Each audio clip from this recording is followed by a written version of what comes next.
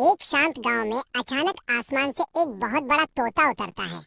गांव वाले डरकर इधर उधर भागने लगते हैं। एक आदमी दौड़कर आता है और रस्सी से उस तोते को पकड़ लेता है। वो उसे एक बड़े पिंजरे में बंद कर देता है। तोता भूख से उदास होकर रोने लगता है।